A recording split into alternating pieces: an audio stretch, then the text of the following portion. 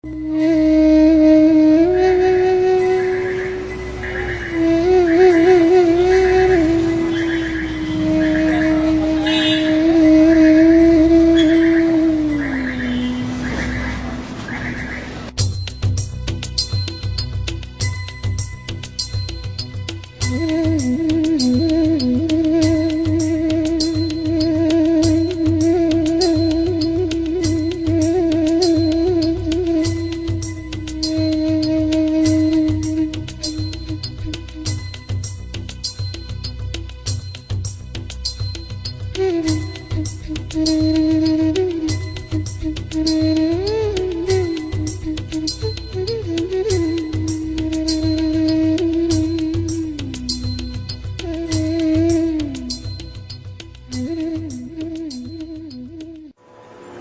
we understand what is the truth and what is the untruth,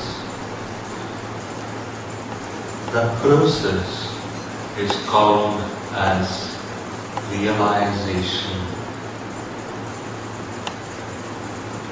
We think the external world is truth. We think our body is the truth. The external world is not the truth because it is transient and it is changing.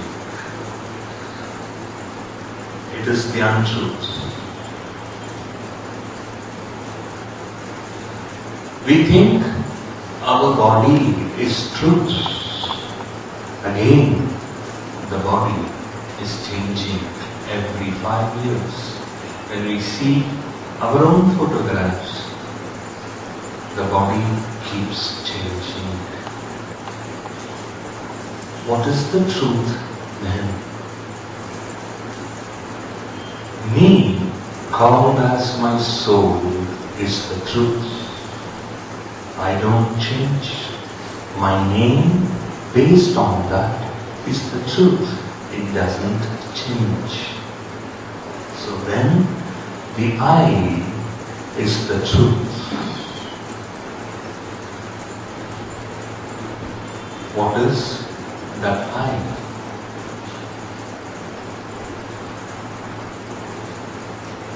There are two kinds of I which donates or which denotes you. The I which donates you is donating to your ego.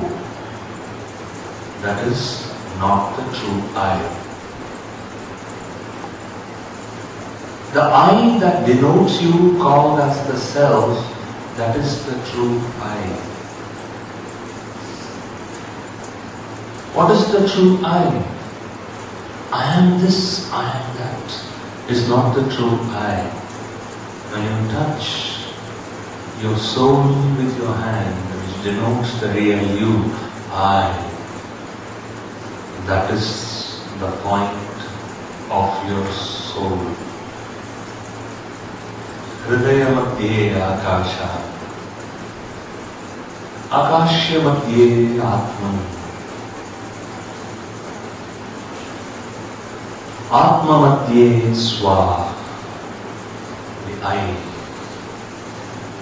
I which dominates, the consciousness which denotes the consciousness is the I.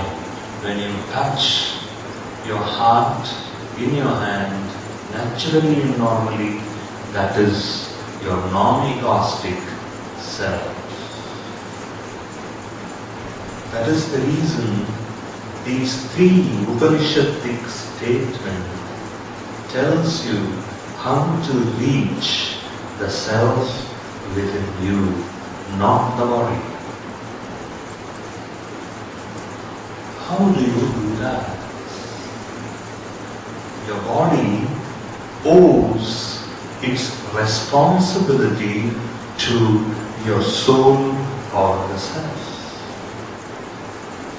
Enlightened beings always denote the soul as Atman.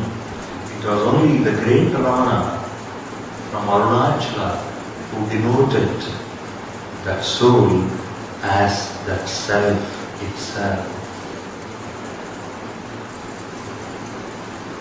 Nothing the body can perform without the consciousness of the self. That means, in simple words, the body cannot identify itself without its consciousness.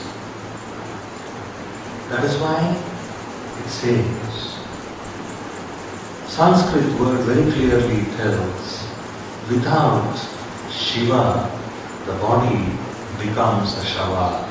Shava means corpse in Sanskrit.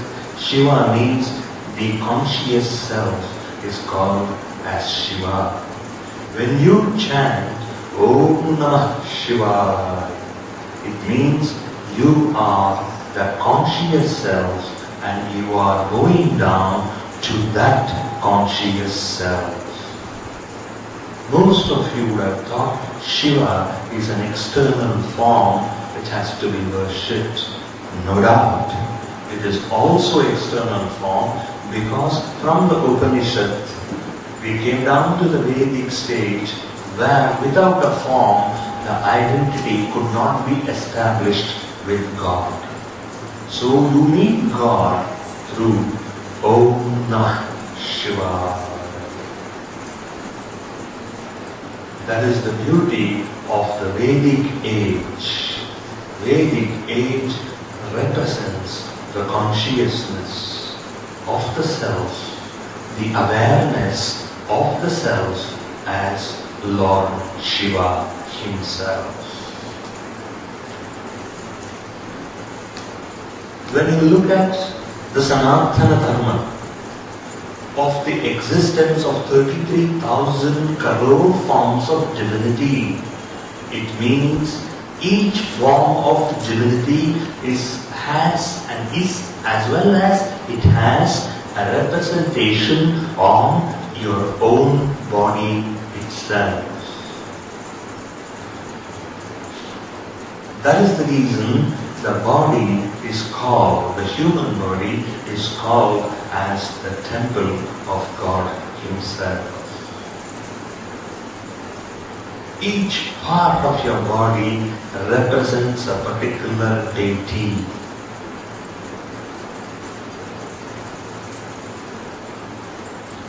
When you look at your own eyes,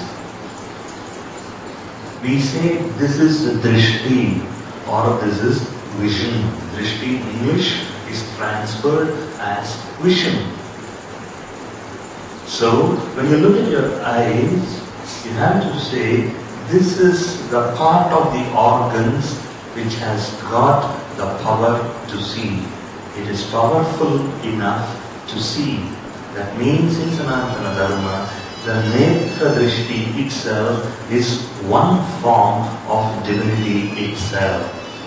Netram in Sanskrit, it is Netra. That is what it is. If you look at your nose, which has got the power of smelling, that itself is called as a deity.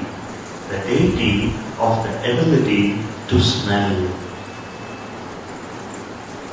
If you look at your mouth, the organs of speech, it is called as a deity itself, called as Saraswati. Vak, the ability to speak, or the goddesses of speech. Likewise, as we go on describing the various functions of the body, Sanatana Dharma, that which has got the power to comprehend, to smell, or to see anything, that itself, it is called as a deity. That is the beauty of our Sanatana Dharma. If you look at Christianity, or if you look at Islam, you can only have only one God. That is the reason most of us who are hailing from the Sanatana Dharma tradition, we feel so confused because we ourselves do not know how to teach our children. That is the beauty of it. We are so confused, we ourselves, we do not know the tradition that has been left behind by our saints and seers, the enlightened beings. Our forefathers didn't know how to put it across to us as children. That is the reason we are so confused with our pantheon of gods or demigods. We don't understand when our children ask us, how come in Christianity there is only one Jesus? How come in Islamism there is only one Allah? We in Sanatana Dharma, we are so confused. One day our parents, on Monday we worship Shiva, on Tuesday we worship Mangalamurti or some other god called as Hanuman or Bajrangabali or anything. On Wednesday we will go ahead with Narayana worship. Every day of the weekday we do spend our time in identifying and recognizing different forms of the ideologies of this pantheon of gods. In Sanatana Dharma, our children are so confused. Remember, when your children ask the next time, you only say each part of our body according to Sanatana Dharma is identified with its principle or the power of action it performs. The ear performs hearing. The mouth performs speaking. Likewise, you try to teach your children and make them come out of confusion. Because most of the time when we travel abroad, everybody asks a question, how come we have 33,000 crore of gods, wherein Christianity has only one Jesus and Islamism has got only one Allah? You say, our Sanatana Dharma tradition has identified everybody with utmost reverence and respect. That is the reason where in Christianity and Islamism there is no such reverence or respect to the human body in relationship with God Himself. That is the most beautiful thing of our Sanatana Dharma. That is why the basic three Upanishadic statements are now so relevant and so much in tune with our soul, because that is where the three Upanishadic statements open the door of our heart to realize ourselves. This is the beauty of that. That is why the most important of these are two. The two more relevant Upanishadic statements are two. One which is taking us from darkness to light, Tamasoma Jyotirgamaya, and the second one is Asatoma Satgamaya. These two are extremely relevant for today's world. Very, very important. Remember, there is always, you have understood in your day-to-day life, that there is always somebody more relevant, somebody more powerful. When I compare myself to other human beings, you have realized this statement. There is somebody better than me. There is somebody who is always more powerful than me. Or there is somebody who is more aware than me. That way, you understand, you have understood that you have humbly accepted there is always somebody bigger than me, greater than me, higher than me. That humbleness, Sanatana Dharma teaches you. Why is it so? Because the Sanatana Dharma tradition has taught us how to be in touch, with our own soul. This is very important. That is the reason we are blindly or to a certain extent we are following certain scriptures either because out of fear or because of my parents said so, my grandparents said so. I have been brought into the tradition. That is the reason, out of fear or ignorance, somewhere somebody has told you. Because of that, you are following that. That is why we have to understand, before opening up doors to divinity and to God, you should first realize what is the purpose of your life. And that should be very, very strong in you. You should tell, hey, my dear God, tell me what am I doing here? What is my purpose of my life? You have to touch base with your soul. You have to remove the egoistic self. And you have to understand that the realized self is the true you of you. What am I doing in this world? What is the purpose of my life? Is the purpose just to make money, to have a kind of a job or to do business? What is the purpose of my life? The 3 Upanishadic statements, especially the 2s I have told you, Tamasoma, Jyotirgamaya, Asatoma, Satgamaya, makes you to understand the purpose and the intentions of your life. What are you and who are you when you are sleeping in the night? When you understand, I am nobody, it is that sleep or the fatigue which has overcome me. That is why we keep telling, when a beggar or a prince is sleeping on the same bed, if it happens, then when the sleep overcomes, a beggar doesn't know he is a beggar, a king doesn't know he is a king. So, it is your conscious self which awakens you from this deep slumber. How do you allow your conscious to wake up? How do you realize yourself? This is very important as we now take it in the next part. So, before just going into that deeper conscious truths or the deeper truths of your true self, let us just listen to a bhajan, and as we continue ahead.